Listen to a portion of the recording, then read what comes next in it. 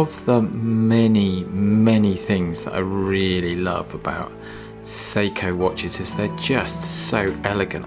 This one was made in August 1965, so it was probably with the sales team by 1966.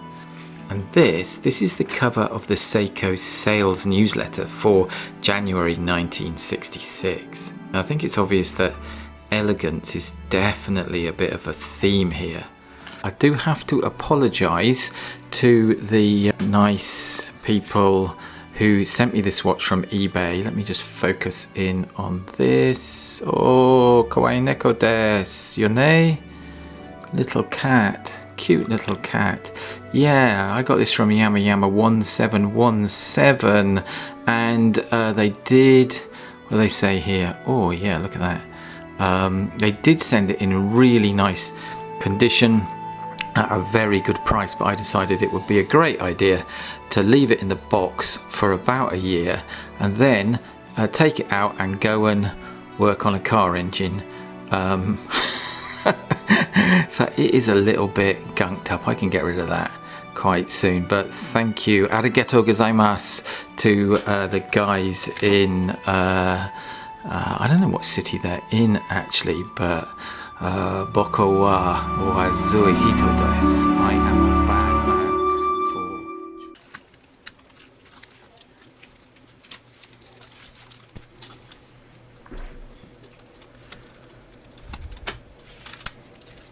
for... Okay, having got the bracelet off, let's take the back off. Use a special tool for this and reveal this lovely Seiko movement. Nothing too special about the back, but the movement, these are just superb. Give it a bit of a clean, and the balance is working okay, which is good, but there is a lot of dirt in there.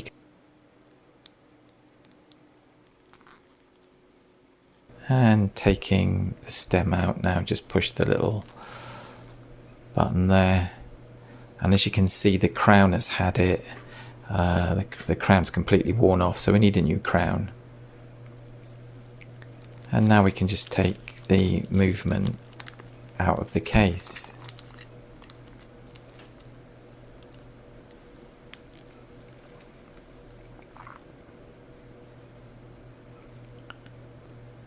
Just put the crown back in, the stem back in, to adjust the time before we take the hands off. It's useful to have the hands all lined up.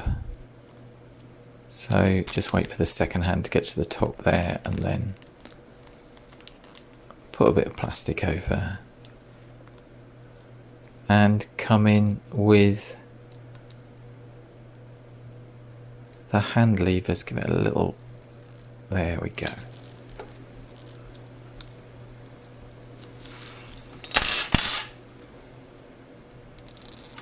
Best way to get the hands off is just to use gravity, and just going to remove the movement now from the retention ring.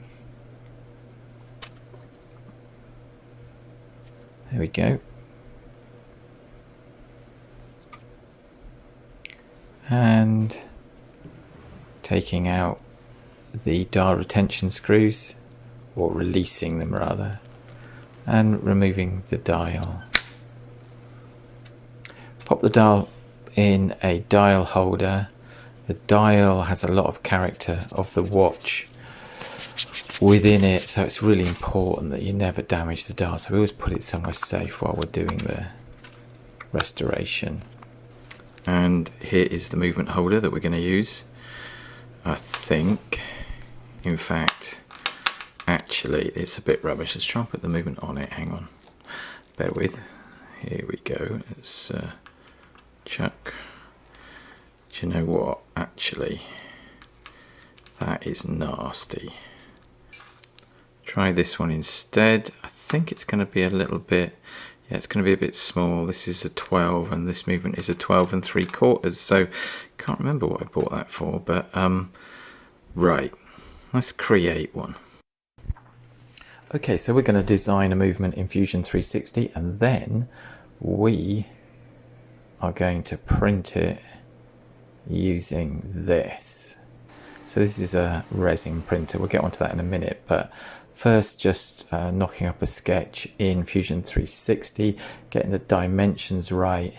Basically this movement holder is just going to be like a little cylinder with exactly the right diameter and a little lip to hold on the movement really securely. So just doing those basic dimensions to start with. Then we're going to extrude that up. This is where it gets fun. And we need to do both parts of it. That little bit, extra bit that we're doing in here, that is the bit that stops the movement coming through. So let's extrude that up. We've got a cylinder, then we need to push this little bit down. So there we go. And you've got this kind of little ridge all the way around the inside where the movement will sit quite happily. Now we need a space for the stem, so just putting a plane there and a little sketch on there of a circle and just pushing that through as a cut. So that's a little gap for the stem to come out of, and just shaping the edge there because I wasn't really happy, it looked a bit harsh.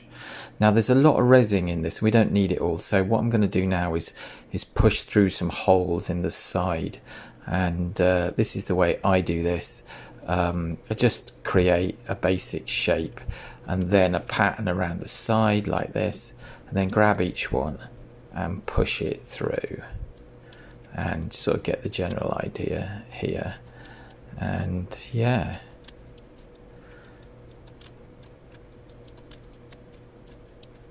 so then once we've got the finished 3D model, we need to pop it into a slicer before we give it over to the printer. This just slices it up into a load of different layers that the printer can print. So we're printing it now, it's nearly finished, it's 99%, and there we go. There is our new movement holder, and hopefully that will be exactly right. And here is the finished article, which is looking like it might do the job a whole lot better than the generic movement holder. But let's, in fact you can see there how the layers have been built up on the 3D printer, the resin printer. There are a few little bits of muck in it, but that is not going to change the price of fish, as they say. So let's get the movement in it and see how it fits. Okay, so I have to jiggle it about a little bit because the fit is absolutely perfect, but as you can see, if you just look around the edge now, this just slots in beautifully and will hold the movement exactly in place, which makes the whole business of doing this restoration a lot more enjoyable and a lot less hassling. So very chuffed with that. Okay, well there's two things wrong with the screwdriver that I've just been using. Firstly, the head is a little bit rounded off, as you can see here, and a bit ragged. Oop, let's just grab that again and pop that there. So this head is rounded off, and it is also magnetic, which is less than ideal with a mechanical watch. So I have just swapped it out now for a new one, which you can see is a whole lot sharper edged, so it'll get the screws out much better, and I don't think it's it shouldn't be magnetized because it's come straight out of the new container. So let's move forward with that. Yeah, that came out a lot easier and a lot neater, and also it's not magnetized, so that is a result.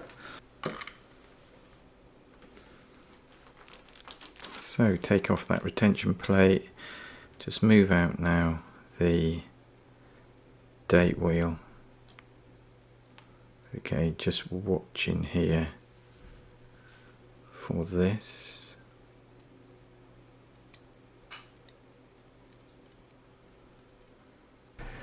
Okay, so just removing this compound wheel and then the advancing wheel.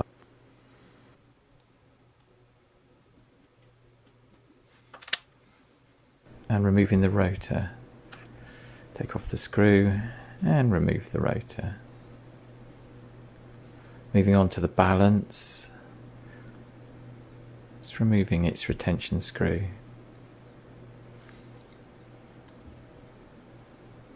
Pop the screw in the case where I keep the balance and then remove the balance. And there it is, just nicely in its little container there, along with the screw. Always keep the screw with it and just pop the top on that and put it away for the moment. So moving on to remove the automatic works. The automatic works on this Seiko 8305 are really beautifully designed. It doesn't use the Seiko magic lever because that would have added some thickness to the movement. So they stick these reversing wheels on top of each other. I've just taken them out and actually there's a lot of dirt in there. There is a lot of dirt in there. Moving on to the pallet fork. Have to be super careful with this. It's a very delicate component and we want to take it out before we start manipulating any of the powertrain so that we don't put strain on the little jewels on the fork. So just focusing in there now and gently lift out the fork. And yes, if you've not subscribed, please subscribe. Okay, just taking out the click spring.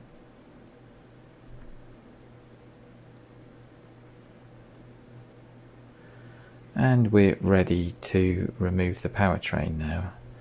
So there are 4 screws that release the train bridge. It's going to be challenging putting that back on because there's quite a lot of pivots to get in there. These bridges are always a lot easier to take off than they are to put back on, but there we are, taking it off. And there is the powertrain. Let's just take the wheels out. When 2 come out together like that, it's not a good sign. They're gummed up, stuck together with old grease. And there's the escape wheel. I just take out the ratchet wheel and the mainspring barrel, and then we've got the last wheel which is part of the automatic works there, and then we've just got this assembly in the middle here. So just take out the sliding pinion as well before we forget it and drop it, and the sweep hand pinion comes out next. That is lifted up into position by this little spring, so we need to remove that, give it a good clean. And then we're going to focus on this last wheel, which is also part of the automatic works. It's very tricky, this. It's got this tiny little C-clip on it. So I've put some Rodico because if that flies across the room, you are never going to find it. But there we are, we've got it. So moving on to the keyless works now and the motion work. Turn the movement over, just releasing the retention plate for the minute wheel when I can get hold of it, and liberating the minute wheel. Taking out the cannon pinion, put my finger over the top of it so it doesn't fly away, and that drops out the second wheel.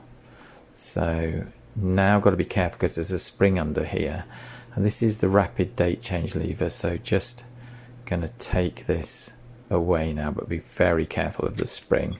I have already lost one of these like a muppet. Okay, bit of Rodico over it, get hold of it tightly and then lever it out. if you get this wrong, you can cause yourself hours of work. So just doing that gently, making sure I've got it tight all the time, and then lifting it up, hanging onto it, and then we go. There we are. And there's another one under here as well. This is the spring which pushes back the yoke for the sliding pinion.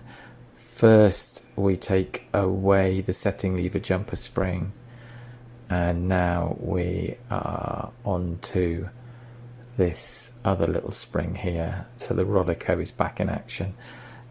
Just moving out the yoke out the way for the sliding pinion, and again sort of bullying up this little spring, throwing caution to the wind and getting rid of my Rodico, but there we are, got it.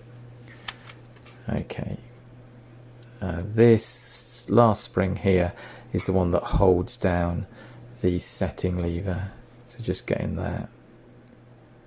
And then don't forget this, just turn the movement upside down and push out the little button that we use to release the stem, and it will fall out. So I'll put it in that little pot, and there it is. Nice.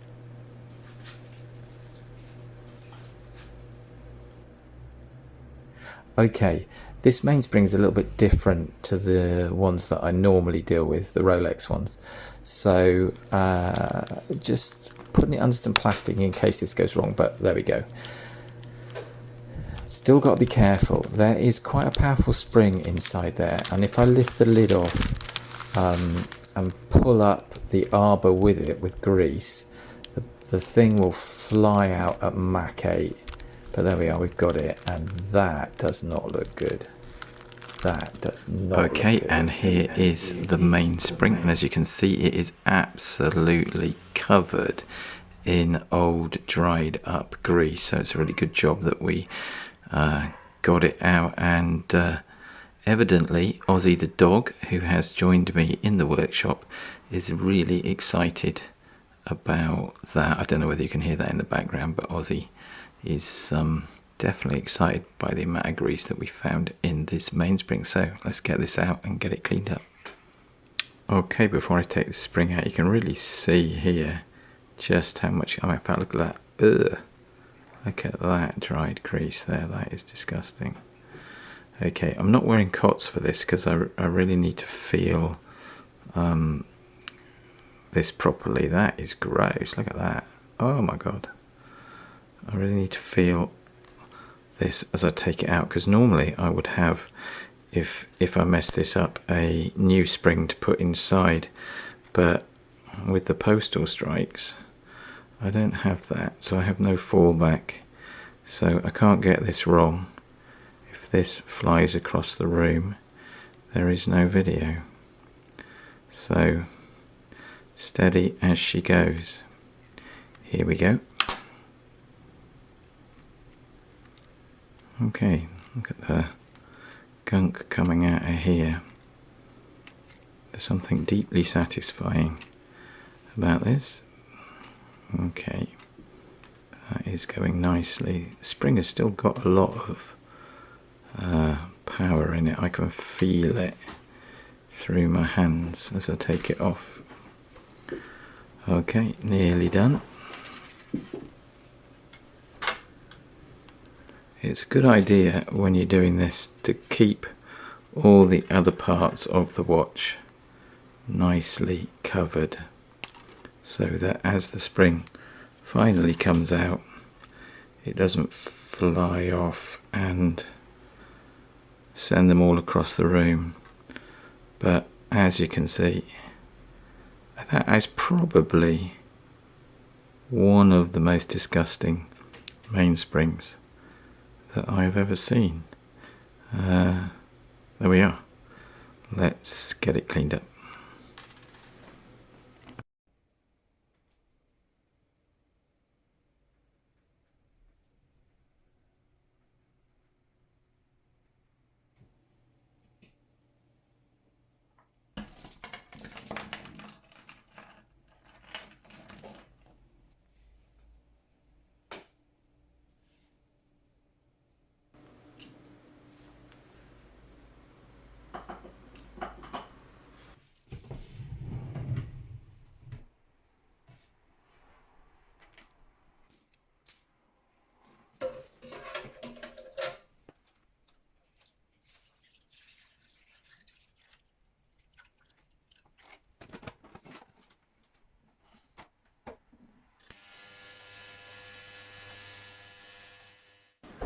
And so I've just taken these out of the ultrasonic cleaner, and look how sparkly clean this lot is now. It is super clean. There's a link in the description to a page on my website where I give the detail on the cleaning regime that I use, but look at that. That is proper shiny and clean. So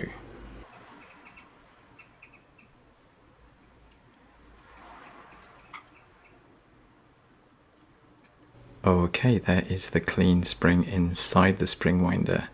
I didn't film taking the winding handle out because it's actually really tricky. One day when I've got a little bit more time I will film that, but if you want to see it done really well, then just look at Mark Lovick's video on that subject. He's got a whole video on just that subject. Okay, pressing it in nice and firm to the barrel and holding your breath and down.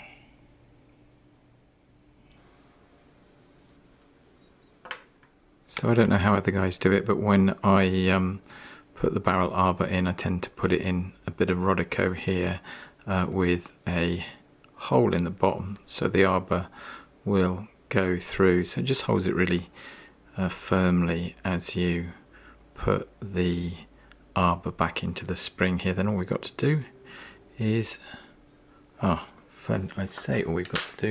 we've got to do is give it a little blast with this, get rid of any dust that's in there, and then move it to here, so in post I can put a picture of what it looked like before and just focus in on that.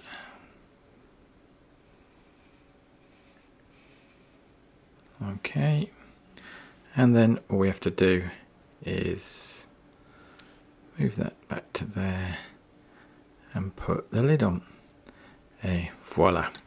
And with the lid on, we've just got to make sure that it is absolutely on perfectly, that it is flat.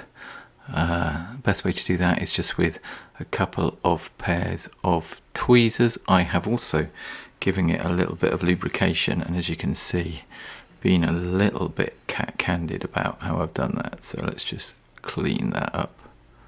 There we are, that's ready to go on. Okay, so before we start the rebuild, let's just have a look at this, because this is my website and these are my own brand of watches. My brand is Major, which was my rank before I left the British Army, and take a look at these, because aren't these beautiful? Check out the link in the description. Okay, gonna start with the rebuild now. So just lubricating the center wheel, or the center jewel here rather, for the center wheel. Pick that up, pop it in. Okay, voila, as you can see it's nice and clean now. I have also just lubricated the top of the pinion here so that it sits nicely in this jewel when we're ready to. So it sits about there somewhere, doesn't it? Okay, that's it. That is located nicely. Just give that a little turn. And we just need to secure that in with its screws. Okay, just securing this down now with the two screws. And the spring that holds that pinion in needs to be held down with some Rodico, otherwise it bounces around all over the place.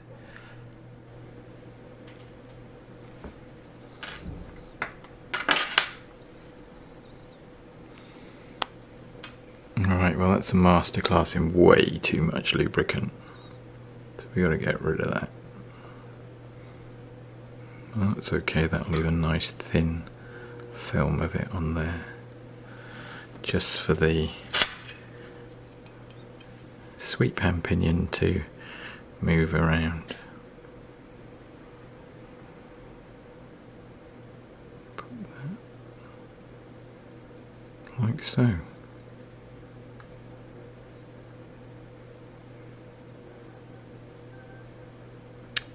Okay, let's get one of the tricky bits out of the way early on.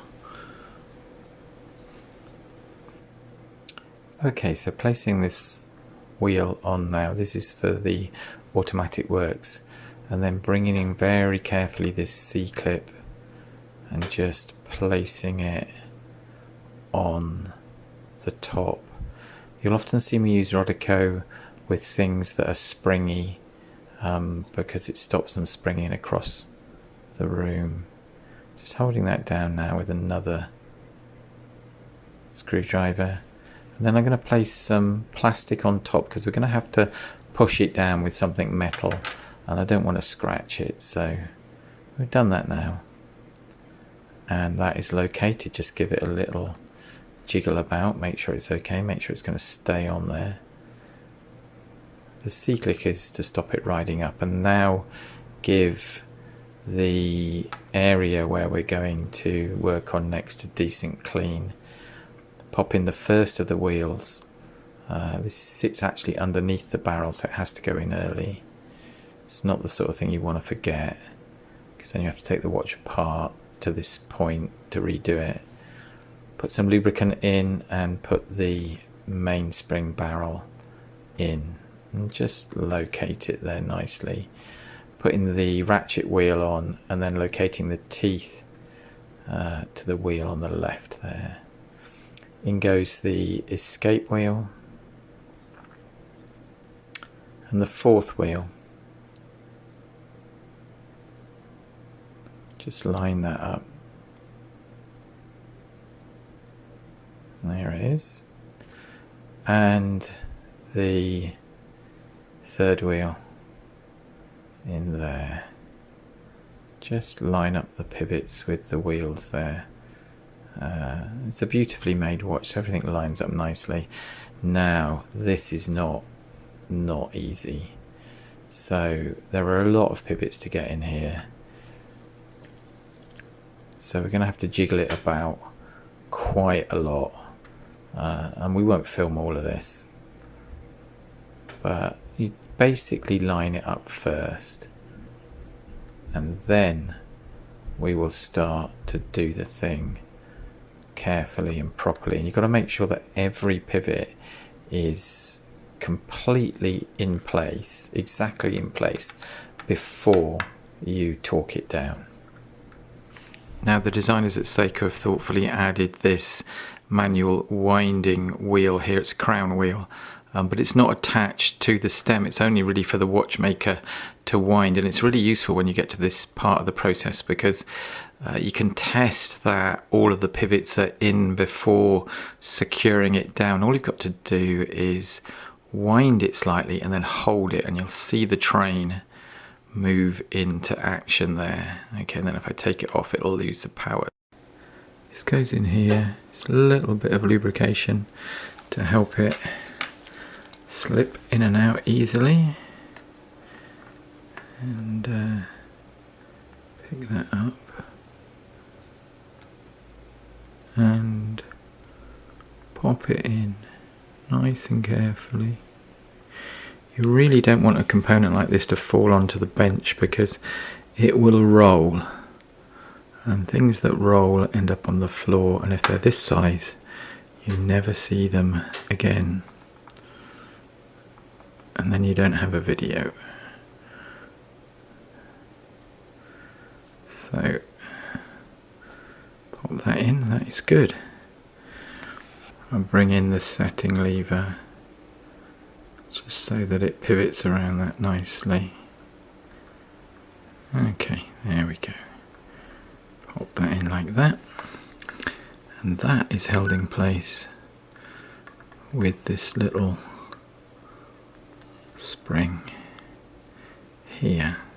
Just pop that on there like so, and get it screw. Pop that in there too. Let's turn that into the light so that we can see it a little bit better.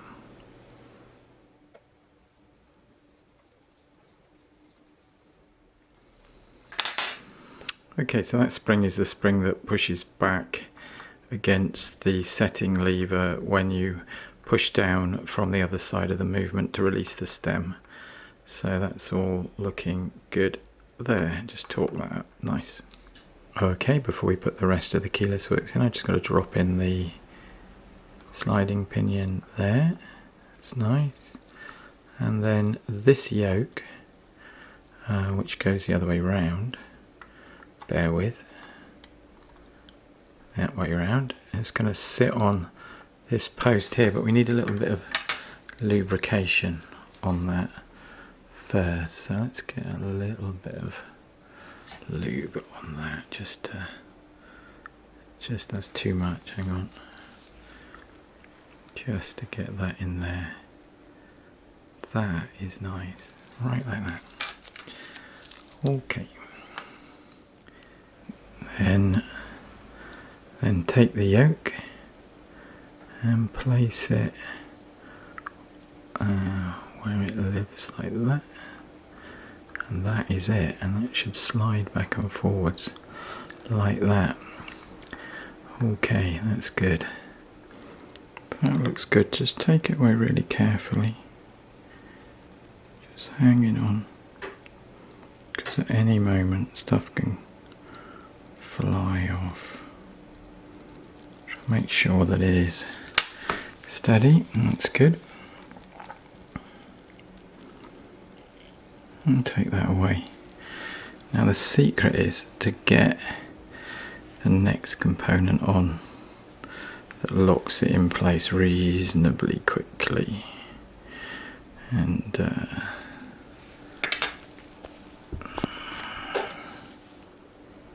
until this screw is at least a couple of turns in, or at least a half a turn in, that spring is not safe and it can fly out. Now this screw, when I took it out, had definitely been put on by an orangutan, so we're not going to be quite so brutal with it, but just need to be gentle as we get it on, because otherwise we face disaster. Okay, here we go. That's good now. Now I've got it that far, we can just set it on the setting lever here, for which we need some brass tweezers so we don't scratch anything. Okay, and just push that there. Just, there we go. Bring that in, and pop that like that. That's good. Then we can finish it off. Move that to there.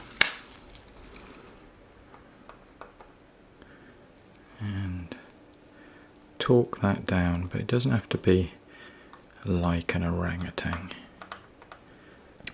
Okay, so we've got another of these little springs to deal with now, and we're just going to grease up the side of this post that holds the rapid date change lever, and just a tiny little bit of natural grease around the edge of that. Then we're going to have to put in another of these tiny little springs. So firstly, let's get that located there. Nice. Then we'll bring in the spring. Okay, again we've got to be really, really careful now. And skipping forward to it being fully in place, because filming that was turning out to be super difficult because you need about 8 hands to do it. And yeah, just going to put a little bit of natural grease on some of these bits where we get metal against metal. You'll see me go quite heavy on this, but then I'll calm it down later. There's a little bit of grease in there, all these joints here and in here as well. Okay, between those two there. That's it there. We got some in there. That's good. Okay, and then just calm that down with a little bit of Rodico. Bear with. Okay. That is good. So we got to get the cannon pinion on and the minute wheel. So for the cannon pinion, before we put that on, we're going to use some reassuringly expensive cannon pinion grease, which is a beautiful blue colour, but it costs an arm and a leg. Again, just a tiny little bit on the cannon pinion turns around, so it'll spread itself out. I'll put too much on there, so I will calm that down with some of this. Sometimes I do go a little bit heavy on the lubrication on my videos, because otherwise you actually wouldn't see anything, but I tend to calm it down afterwards. Anyway, there we go, some super duper Mobius cannon pinion grease. So on with the cannon pinion, let's do that.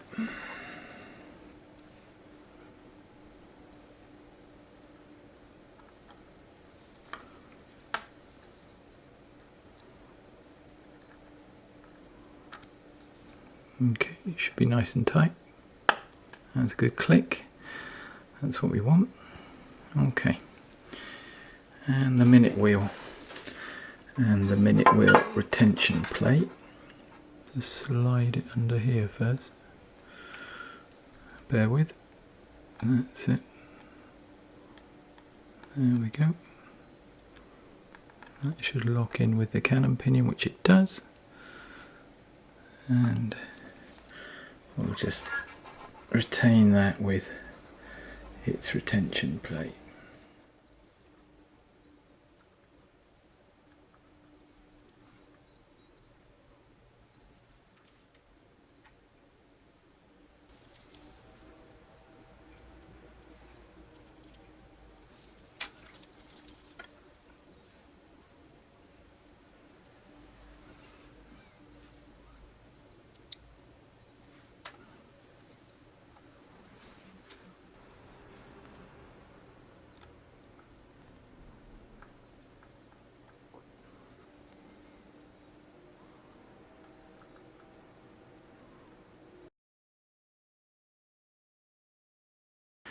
So yes, I lost this spring, this little spring here for the date wheel yoke, or the date wheel jumper here, and I've had to make another one. Now that is not a completely trivial thing to do. I had to shape it from a piece of wire that is exactly the right thickness and tension, and then I have to get the tension on here so that it is not too much to push this date wheel around, but also it is enough to lock it in place once the date is changed. So yeah, that was a little bit challenging actually, but there we are, we have done it, and we can now put the retention plate on it and we are good to go.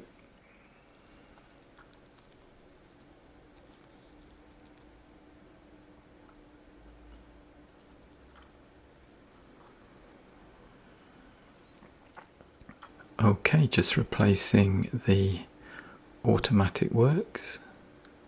These are really, really beautifully designed and help keep the case nice and slim.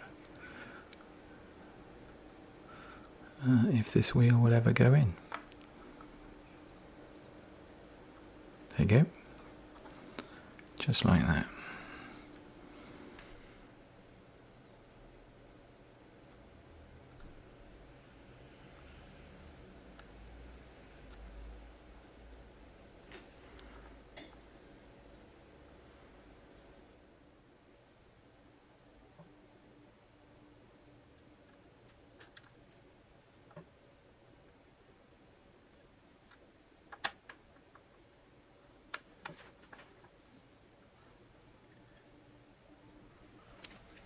Okay, so having secured this plate down, this bridge down with these two screws, we just check the mechanism here, and as I manipulate that you should see those two reversing wheels going well and eventually we should get some power to the train, which we do.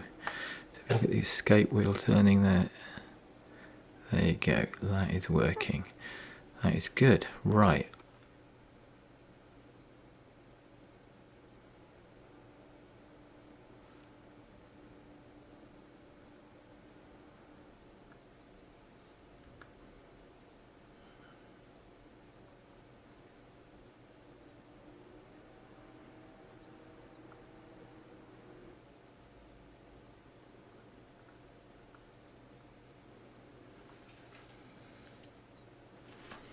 Okay, the pallet fork is fully in now, so we can put some power on the train,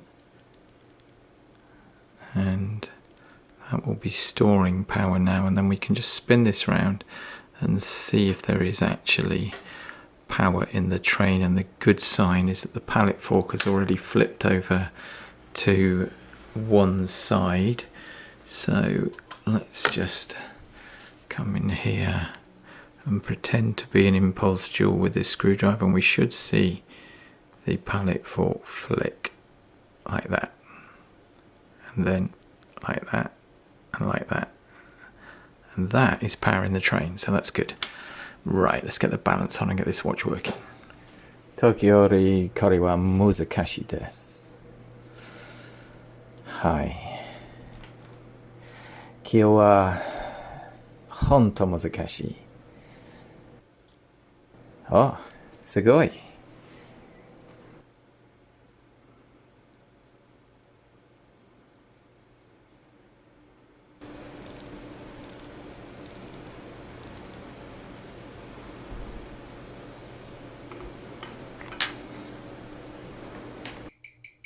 Okay, so this is the performance straight after putting the balance in with no adjustment at all. So I'm going to spend the next few days just revisiting this and getting this into proper regulation, but it's a good place to start from.